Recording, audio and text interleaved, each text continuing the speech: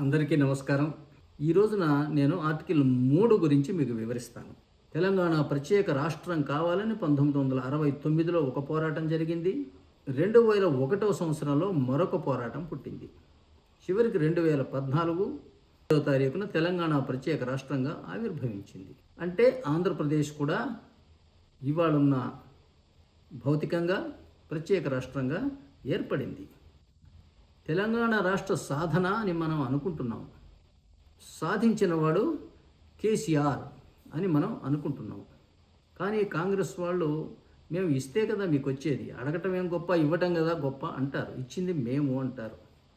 So వీరు తెచ్చినందుకు great, వారు ఇచ్చినందుకు గ్రేటు. నిజానికి ఆ రోజు పూర్తిగా కాంగ్రెస్ చేతిలో ఉంది అంటే లేదు, బీజేపీ కూడా ఒక చెయ్యి వేస్తేనే రాజ్యసభలో ఈ పని పూర్తయింది. కానీ నా దృష్టిలో ఏమిటి అంటే, ఎవరైనా సరే పోరాడి తమ రాష్ట్రాన్ని విచ్ఛిన్నం చేసుకోవడం అనేది రాజ్యాంగపరంగా వివేకమైన పని కాదు. మీ రాష్ట్రం చిన్నదైపోతే పార్లమెంట్లో మీ ప్రాతినిధ్యం కూడా చిన్నదైపోతుంది. ఈ చిన్న రాష్ట్రాన్ని కేంద్ర ప్రభుత్వం పట్టించుకోదు, పెద్ద రాష్ట్రాలకు ప్రాముఖ్యత ఇస్తుంది. ఇలా జరగకూడదని అమెరికా రాజ్యాంగం రాసుకునేటప్పుడే 1719 ఆ ప్రాంతాల్లో అనేక జాగ్రత్తలు వాళ్ళు తీసుకున్నారు. మన దగ్గర కూడా అట్లాగే మన రాజ్యాంగం కూడా మీకు చెబుతున్నాను. రాజ్యాంగ పీఠిక, రాష్ట్రపతి యొక్క ప్రమాణ స్వీకారం, అధికారాలు, విధులు, బాధ్యతలు, కొంతవరకు రాష్ట్రపతి ఎన్నిక. మన దగ్గర రాష్ట్రాల గురించి ఏమున్నది అంటే, ఆర్టికల్ 3లో ఏముంటుంది? రాష్ట్రాలను విభజించే, హద్దులు మార్చే, పేర్లు మార్చే, వాటి స్థాయిలను, రాష్ట్రమా లేక కేంద్రపాలిత ప్రాంతమా, వాటిని మార్చే అధికారము పార్లమెంటుకి ఉన్నది. మీరు ఒక విషయం గుర్తుపెట్టుకోవాలి. పార్లమెంట్ అంటే పార్లమెంట్ ఇంక్లూడ్స్ ప్రెసిడెంట్. ఆర్టికల్ 79.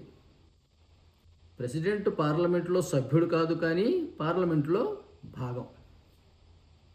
అయితే ఎప్పుడైనా రాష్ట్రం యొక్క వైశాల్యము, హోదా ఇటువంటివి మార్చేటువంటి ఒక బిల్లు ఏదైనా పెట్టేటప్పుడు ముందుగా రాష్ట్రపతి దానిని రాష్ట్రాల శాసనసభలకు పంపించాలి అభిప్రాయం కోసం. ఆయన అనుమతి లేకుండా వాటిని పార్లమెంట్లో పెట్టడానికి అవకాశం లేదు. రాష్ట్రపతి అని పేరు పెట్టుకున్నట్టుగానే నిజంగానే ఆయన రాష్ట్రాలకు కాపలాదారు. అయితే రాష్ట్ర శాసనసభ, శాసన మండలిలు రాష్ట్రపతి గారు పంపించిన ప్రపోజల్కి ఒప్పుకున్నా ఒప్పుకోకపోయినా, జవాబు ఇవ్వకపోయినా, ఈ రాష్ట్ర విభజనతో ముందుకు వెళ్ళే అధికారము రాష్ట్రపతి అనుమతితో పార్లమెంటుకి ఇవ్వడం జరిగింది. ఇది చూసి పార్లమెంటు భ్రమపడుతున్నది, రాష్ట్రాలను ఇష్టారీతిగా విభజించే అధికారం మాకు ఉన్నది అని. కానీ ఇది సముద్రంలో మోకాలు లోతు పరిజ్ఞానం. అలాంటి భావనతోనే 1956లో భారతదేశాన్ని భాషా ప్రయుక్త రాష్ట్రాలుగా విభజించారు.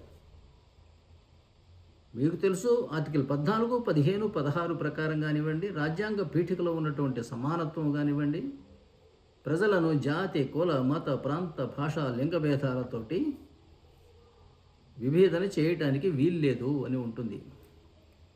కానీ మేము అలాగే చేస్తామని భాషా ప్రయుక్త రాష్ట్రాలు ఏర్పాటు చేయటం ఎంతవరకు రాజ్యాంగబద్ధం?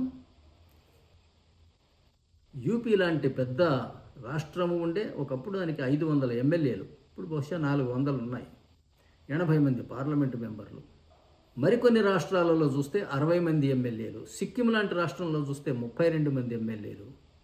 ఇటు పెద్ద రాష్ట్రాలు ఉన్నాయి, అటు చిన్న రాష్ట్రాలు ఉన్నాయి, అటు కేంద్రపాలిత ప్రాంతాలు కూడా ఉన్నాయి.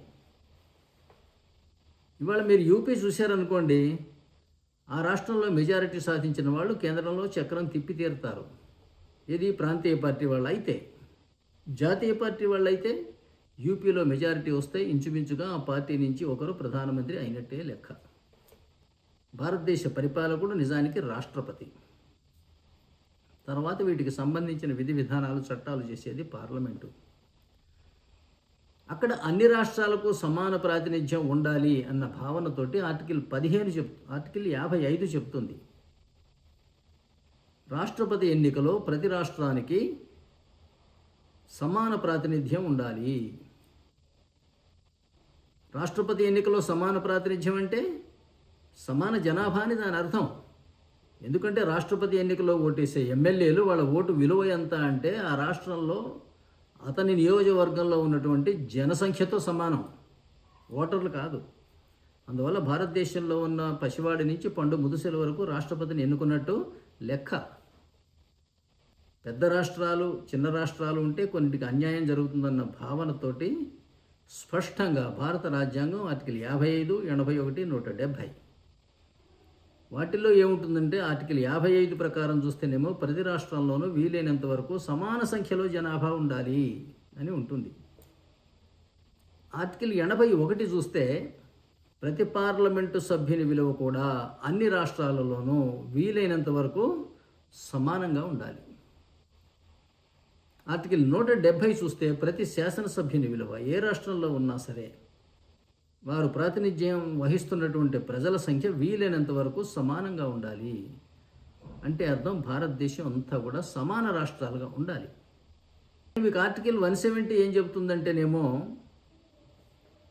ఇలా రాష్ట్రాలుగా విభజించాలి కదంటే ప్రతి రాష్ట్రంలోనూ 60 నుంచి 500 వరకు శాసనసభ్యులు ఉండవలే అని ఉంటుంది. దీని అర్థం కొన్ని రాష్ట్రాల్లో 60 ఉంచి కొన్ని రాష్ట్రాలలో 500 ఉంచమని కాదు. అట్లా ఉంచుకుంటే ఆర్టికల్ 55కు విఘాతం అవుతుంది కదా. ఆర్టికల్ 55లో ఏం చెబుతుంది? ప్రతి రాష్ట్రంలోనూ వీలైనంత వరకు సమాన సంఖ్యలో జనాభా ఉండాలి. ప్రతి రాష్ట్రంలోనూ వీలైనంత వరకు సమాన సంఖ్యలో జనాభా, సమాన సంఖ్యలో ఎమ్మెల్యేలు, సమాన సంఖ్యలో ఎంపీలు ఉండాలి. ఒక్కొక్క ఎమ్మెల్యే మరియు ఎంపీ ప్రాతినిధ్యం వహిస్తున్న జనాభా వీలైనంత వరకు సమానంగా ఉండాలి. ఇవి ఆర్టికల్ 55, 81, 170 యొక్క సారాంశం. ఇది అర్థం చేసుకోకుండా ఆర్టికల్ 3లో మాకు విభజించే హక్కు ఉంది కదా అని చెప్పి ముక్కలు చేసేస్తున్నారు.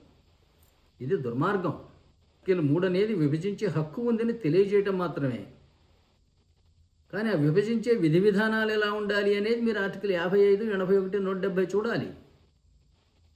నేను తెలంగాణలో అనేక మంది నాయకులు ఇలా వాదించటం నేను విన్నాను. ఆ రోజుల్లో కేసీఆర్ గారి బిడ్డ కల్వకుంట్ల కవిత గారు కూడా పార్లమెంట్లో ఈ ఆర్గ్యుమెంట్ చేయటం నేను విన్నాను. ఆర్టికల్ 3 కింద విభజించే హక్కు మీకుంది, అందువల్ల విభజించమని అడిగే హక్కు మాకుంది అని.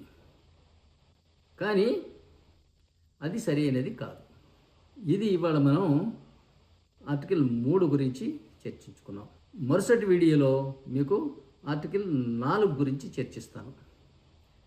దయచేసి ఈ వీడియోను సబ్స్క్రైబ్ చేయండి, షేర్ చేయండి, మీ అభిప్రాయాలు తెలియజేయండి. మీ విలువైన అభిప్రాయాలకు నేను సమాధానం ఇచ్చే ప్రయత్నం కూడా చేస్తాను. మనం అందరం కలిసి ఈ రాజ్యాంగ వాస్తవాలను, రాజ్యాంగ రహస్యాలను భారతదేశంలోని ప్రతి పౌరుడికి చేరే విధంగా, నలుమూలలా వ్యాప్తి చేసే విధంగా మనం ప్రయత్నం చేద్దాం. Thank you.